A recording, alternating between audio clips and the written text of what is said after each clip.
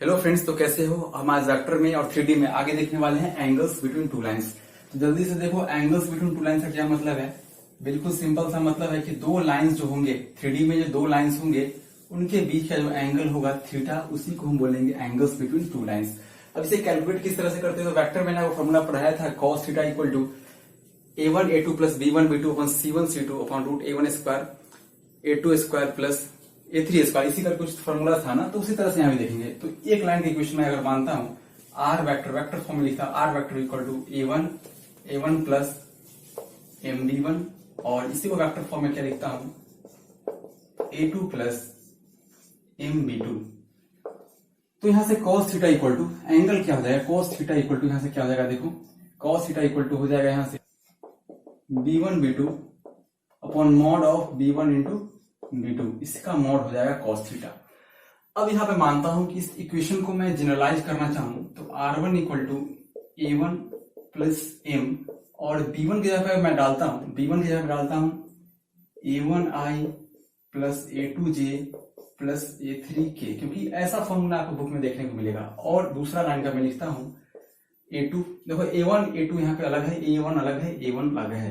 तो यहाँ पे देखो a2 प्लस m, यहाँ पे देखो b1i plus b2j plus b3k,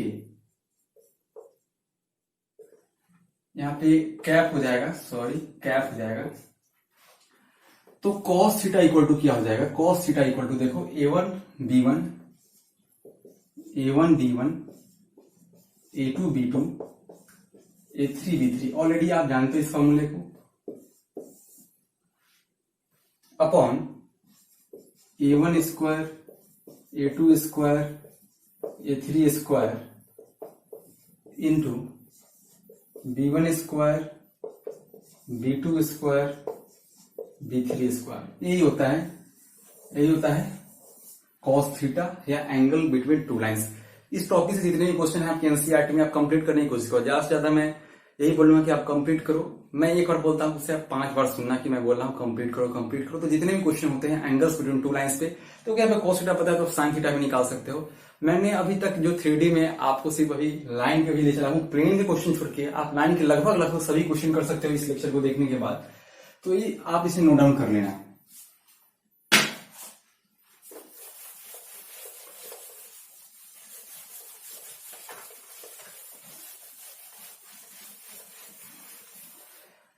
अगला हमारा टॉपिक है distance between two lines in 3D।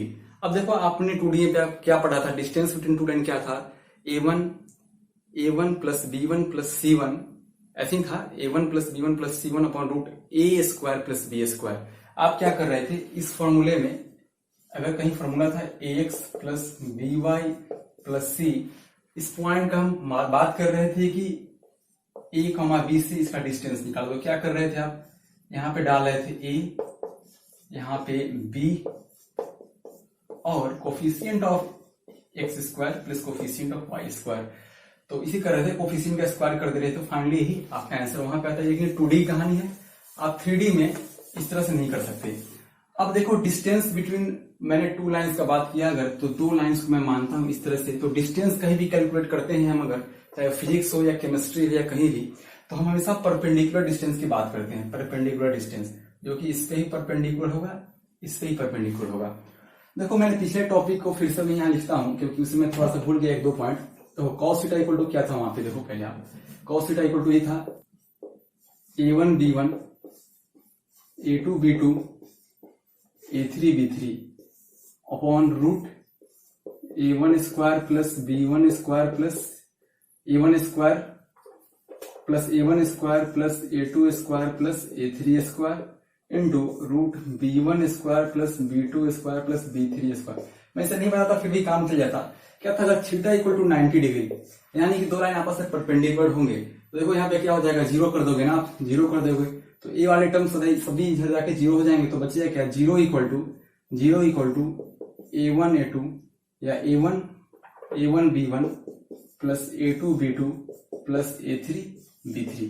एक कब कहानी है, जब दो लाइन आपस में परपेंडिकुलर, जब आपस में परपेंडिकुलर होंगे लाइन, तब पैरेलल क्या कहानी है, पैरेलल में ही हो जाएगा। देखो पैरेलल में आप ही करते हो ना, A1i plus A2j plus A3k equal to lambda times B1i plus B2j plus B3k।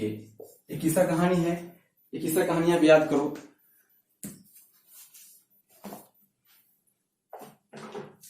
यह आपने पढ़ा था कंडीशन ऑफ कोलिनियर लाइन का। बिल्कुल उसी तरह से क्या होता है, A vector equal to lambda times B vector, बिल्कुल उसी तरह मैंने किया है।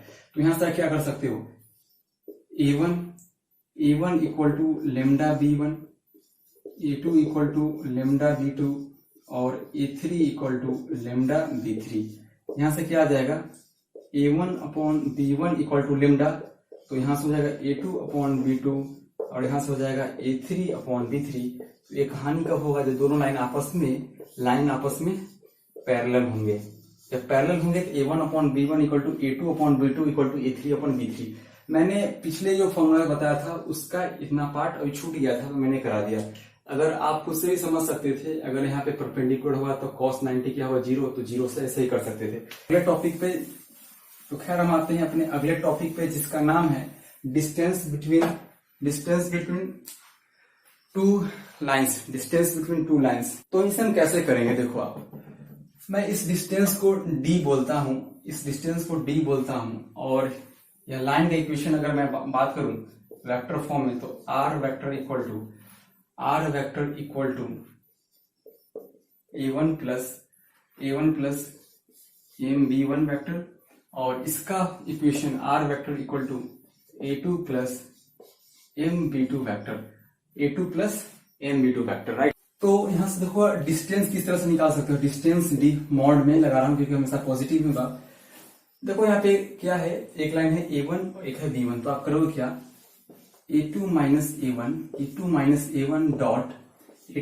A1 डॉट, अब देखो यहाँ पे क्या है, dr यही पे है, B1 और B2 है, तो B1 cross B2 upon mod of B1 cross B2, और फाइनली सबका मॉड लगा दो ताकि ये पॉजिटिव आ जाए। अब देखो क्या, A2 minus A1 dot B1 cross B2 upon mod of B1 cross B2। ये क्वेश्चन तभी आप कर पाओगे जब मैं क्वेश्चन करवाऊंगा, और इस क्वेश्चन को आप करने की कोशिश करना। जो क्या है, find shortest distance between lines. Question देखो, find shortest distance between lines, और एक लाइन क्या है, x minus 1 upon 3 equal to y minus 1 upon -2 और z अपॉन -1, इसे लिख सकते हो z माइनस 0 अपॉन -1, इस तरह से।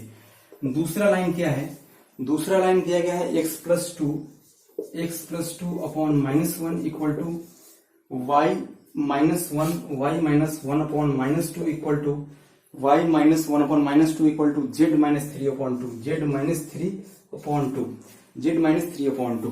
पहले लाइन का इक्वेशन है या दूसरा लाइन का इक्वेशन है। आप क्या करोगे, देखो यहाँ पर ऊपर दिया गया है x माइनस x1, यहाँ पे x माइनस x1 में 1 क्या है, पॉइंट है, और 3 क्या है, dr है।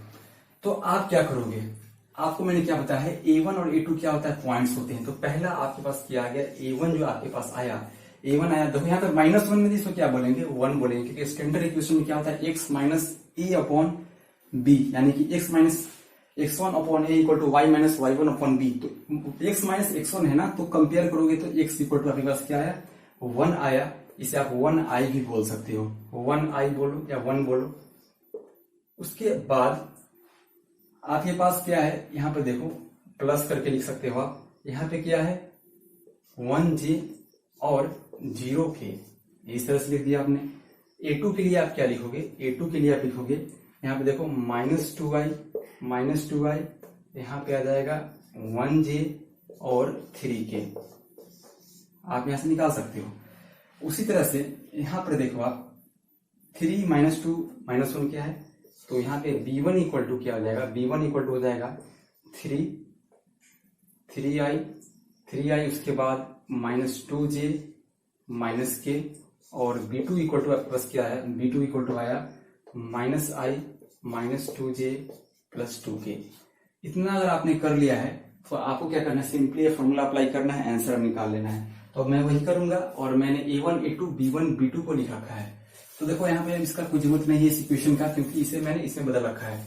तो देखो आप पहले क्या करोगे, a2 माइनस a1, तो a2 माइनस a1 क्या हो जाएगा, -2i minus 1 -3i minus 3i 1j minus 1j, तो 0j, और उसी तरह से +3k। ये तो आया a2 माइनस a1 डॉट। अब देखो b1 क्रॉस b2 है, b1 क्रॉस b2 कैसे निकलेगा, तो आप यहां देखो b1 क्रॉस b2 कैसे निकलेगा। तो देखो ऐसे निकलता है, मैंने सिखाया था ijk 3 -2 -1 -2 2। अब इसको सॉल्व कर लो। i को बाहर रखा आपने, देखो यहाँ पे i को आपने बाहर रखा तो क्या आ गया, यहां से देखो -4 -2। देखो यहाँ से -4 -2 j को आप बाहर रखे तो क्या है 6 -1 आया, और प्लस k को आप बाहर रखोगे तो क्या हो जाएगा -6 -2, इस तरह से कुछ आएगा। तो यहां से आया -6i -5j, और यहां से क्या आया -8k, इस तरह से लिख देना है आपने। तो यहां से क्या आया -6i लिख दो, -5j लिखो, -8k लिख सकते हो अपॉन इसी b1 क्रॉस b2 का मॉड लो, तो इसका मॉड क्या हो जाएगा, यहाँ पे देखो सिंपली आप क्या हो जाएगा, इसका स्क्वायर 36, यहाँ पे 25, और यहाँ पे क्या आ जाएगा 8 स्क्वायर होगा 64, और यहाँ पे 125 का रूट अंडर इसे क्या लिख सकते हो 5√5, इस तरह से लिख सकते हो। तो यहाँ आ गया 5√5। अब देखो डॉट प्रोडक्ट लेना है, ऊपर में यहाँ पे डॉट है, तो 3i का i के साथ, j का j के साथ, तो यहाँ पे क्या हो जाएगा माइनस प्लस 18 प्लस 0, और यहाँ से क्या हो जाएगा -8 × 3 24, और नीचे क्या हो गया 5√5, और मैंने बोला सभी का मोड लेना है क्योंकि डिस्टेंस निगेटिव होता नहीं है। तो यहाँ से क्या आ गया 6/5√5, और यही इसका आंसर हो जाएगा, यही इसका आंसर हो जाएगा। तो आपने देखा किस तरह से आप कर सकते हो 6/5√5। तो आपने समझा ना कि इसी तरह से करना है। लेकिन कई बार रहेगा क्वेश्चन में 2 वेक्टर दिए गए रहेंगे और उसमें 2 वेक्टर जो होंगे आपस में पैरेलल होंगे। देखो तो अगला पॉइंट होता है हमारा, इसे नोट डाउन करना, कैलकुलेशन एक बार देख लेना आप, मैंने पूरा कुछ किया सही हो, प्रोसीजर यही था। तो कई बार रहेगा कि 2 लाइंस आपस में पैरेलल होंगे, तो उनके बीच का डिस्टेंस कैसे निकालेंगे। बिल्कुल आप 2D से आप इसे कंपेयर कर सकते हो, याद कर सकते हो। तो यहां पर देखो, अगर इसे मैंने इक्वेशन क्या माना है a1 प्लस mb1 वेक्टर, तो देखो मानता हूं कि दोनों लाइन जो है आपस में इस बार क्या है पैरेलल है, तो पैरेलल की तरह मैं बना देता हूं। इस बार d इक्वल टू क्या हो जाएगा, d वेक्टर इक्वल टू फिर से मॉड के अंदर a2 minus a1 cross b1 upon mod of b1। अब देखो ऐसा इसलिए हो गया यहाँ पे क्योंकि देखो इस बार इसका भी अगर आप बात करोगे dr, तो dr अगर इसका मैं मानता हूं कि p आएगा, तो इसका भी dr क्यों क्या आएगा p आएगा। मैंने बता रखा है कि 2 lines are parallel then there dr is equal. तो b1 b2 पिछले क्वेश्चन में क्या था, dr ही तो था। तो देखो क्या हुआ, b1 क्रॉस b2 था उस वेक्टर के लिए, और इस वेक्टर के लिए b1 क्रॉस b2, तो एक ही निकल लेंगे हम, 2 बार तो एक ही चीज को ले नहीं सकते हैं। इसमें भी b1 आएगा तो इसका भी b1 ही आएगा। अब दोनों लाइन आपस में जब पैरेलल है तो यहाँ भी b1 है, तो यहाँ भी आप b1 लिख सकते हो। तो इस तरह से करना है, और मॉड ऑफ b1 ही लिखना है। तो कब का कहानी है, डिस्टेंस बिटवीन 2 पैरेलल लाइंस। तो आप distance between 2 parallel lines and distance between lines और एंगल्स बिटवीन लाइंस पे जितने भी क्वेश्चन आप इजीली कर सकते हो। मैंने आज की क्लास में इतना करवा दिया है। तो मिलते हैं नेक्स्ट वीडियो में, तब तक के लिए thanks for watching, God bless you all.